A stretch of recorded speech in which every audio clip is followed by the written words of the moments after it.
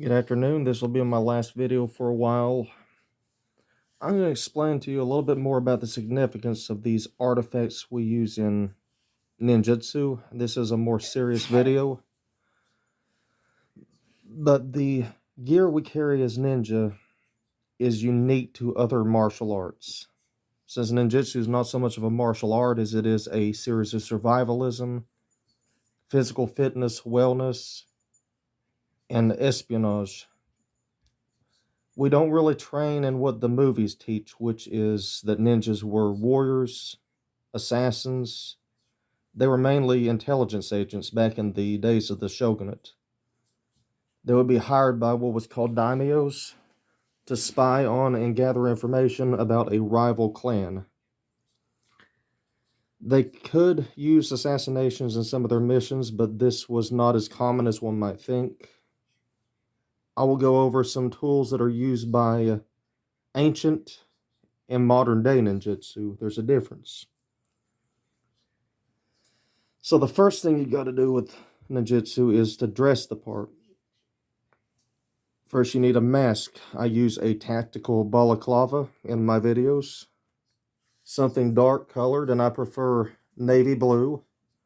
Some sort of long sleeve coat. Since it does get hot out in the field, some sort of a sweatband can be helpful. Other tools are boots, long pants. This is really your modern day ninjutsu clothing. Armor can be used, but it's not advised because armor's heavy. If you're going to go with armor, go with a traditional armor such as leather lamellar, which you can make. This is going to be useful against stabbing attacks, slicing attacks, not against bullets, because we don't really train with guns. We do train how to use firearms, but we don't depend on these. A major part of ninjutsu is symbolism. So the most important part is honoring who we are as people, and also honoring the traditions of the ninja themselves that came before us. I have Viking heritage, so one of my personal trinkets I like to wear is the Ulf Hedner trinket. These can be bought off NorseTrademan.com. They're not that expensive. Depending on your belt, since I have a black belt in ninjutsu, this represents a full circle. The square in the center symbolizes what is in the dark will be brought out to the light. This symbolizes the full circle of all colors of the rainbow. This is what gives a ninja transmortality, which I'll explain what that is. We transcended our mortality in this school. The scrolls. This is a very special scroll. It represents the scroll of inner peace and stealth. Only those who have completed this scroll are worthy to hold this scroll or view it. This is just an example of symbolism. Now, ninjutsu would be useless if it didn't have tools of the trade. First thing, for communications, we don't use radios, so this stuff out the window is too loud. Ninjutsu is about stealth. We can use signals, so hand signals. Modern day would be a signal flashlight. Now, it's not like the lights you think of now. These are antiques. The dimmer, the better. So we don't draw attention. Ninjutsu trains to be as stealthy as possible and draw as little attention as possible. These can be used as an improvised self-defense weapon. Just a basic old incandescent flashlight. Navigation. Now we traditionally navigate by the stars, which is still advisable. But if you must go modern, a lensatic compass. This is the phosphorescent version, so it doesn't have the constant lit glow in the dark, which is preferable to us because we don't want something glowing hanging from our neck that we're using to navigate if we're trying to be stealthy. It's hard enough to do the stealth walk, which I will demonstrate in another video as it is, without having to have something else draw attention. Other tools of a ninja would be a multi-tool. Always carry one. Mine's a Swiss Army knife, but you can get more elaborate ones like Leatherman. But the smaller, the better. Oh, and take this little ring off. This makes noise. Now, you might ask why I have a rope attached to this. Because we teach rope dart techniques in ninjutsu, how to use a rope dart. This is going to weaponry. There's 3 kinds. Operational weapons, blinding and distracting, and special weapons. So this is a kubaton. It's used to apply pressure points to joints to help you escape. In using rope dart technique, it can be used to knock an opponent out from a distance. This can be thrown on the other end as a more emergency form of rope dart. I have a loop in the end so I can sling it like a bola, which means I can, if I'm hunting, I can capture an animal in a snare, or I can use it to assist in escape.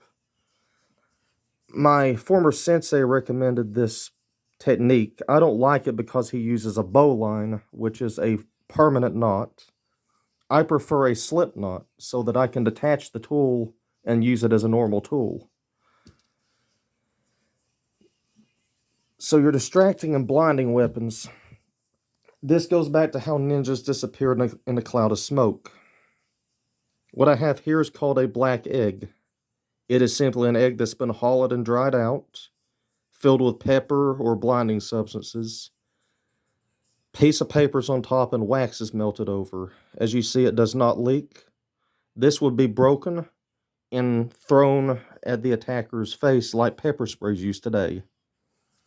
It could also be smashed in the opponent's face or simply thrown just at the attacker to distract the attacker. Obviously, you don't want to waste it that way because this is a one-shot weapon. Good luck retrieving this. More modern blinding techniques would be a tactical flashlight. This is my favorite. It's small, light, and it doesn't make a lot of racket. Bigger ones are available. But imagine the cabinet up here is the opponent's face. You want to dominate the face. Then you can use the flashlight to strike or get away. And this will help you blind an attacker long enough to get away. These are your distracting, disorienting weapons. More traditional option is a traditional fan. You could sort of wave this in the attacker's face to distract them and conceal the fact you're carrying a sword. Not really done today because we don't really use swords nowadays. Or what we train is in Kempo fist. You can distract them to the fact you have a fist drawn to defend yourself with, and while their eyes are shutting because they're being grazed gracefully by the fan, bam, right in the whatever area you want to strike. Another distracting weapon is the shuriken, aka ninja star. Traditionally thrown at an attacker to injure, to distract so you can follow up with a different kind of weapon, aka a sword, whatever you had. It could be thrown from different angles, overhead. These were not normally lethal. Normally, to make them lethal, they would coat the tip in poison. Once again, not really a necessary technique, because we don't train this stuff to use for assassinations or the stuff they used to do. We teach it out of tradition and historical studies. We also teach this as a way to protect yourself with things like pepper spray, tactical flashlights. We have a pepper spray gun we train that shoots pepper spray. We teach unarmed self-defense. I myself take Krav Maga. We teach that in ninjutsu, but like I said, we're not a martial art in the traditional sense. Other weapons that we train with are the Kali stick. This is really a simulation of sword fighting. It has really not much application today except for tradition. Have your downward strike, upward strike. I'll demonstrate these techniques in full in a separate video. It's fencing. It's the Filipino eskrima stick.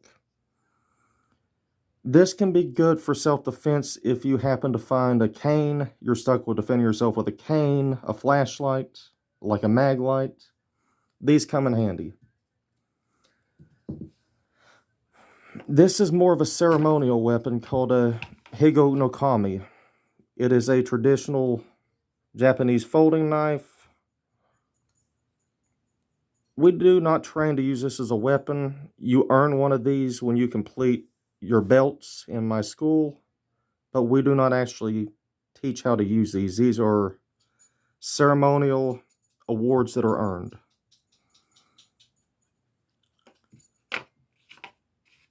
Other weapons we will teach, but we do not really prefer using these weapons. Firearms. So a ninja needs to be lightweight, not have a lot of extra gear on them. So the idea of carrying more than 1 or 2 bullets is ill-advised. They make noise, they rattle. So this is a speed strip, but it rattles. So 1 bullet here, followed by 1 over at the other end, doesn't rattle. But we do not encourage firearms because these really have no place for a ninja. They're loud. We teach them in a self-defense application, but that's about it. As you can see, ninjutsu is a mix of different things. It's not just one thing. Once again, I'm sorry that this is being done in a restroom. My studio's not been set up, and this is really the only open piece of floor I have to demonstrate on. But sorry about the sort of rude, crude conditions in here. We will do better later on as we get more facilities, as I get more students that I can afford better facilities. But right now, the dojo's at my house, and we're renovating a sort of a cluster here. But I hope you enjoyed the video, and I look forward to teaching all these techniques in full, in earnest. Have a good night. This is your Sensei Bill Cole signing off.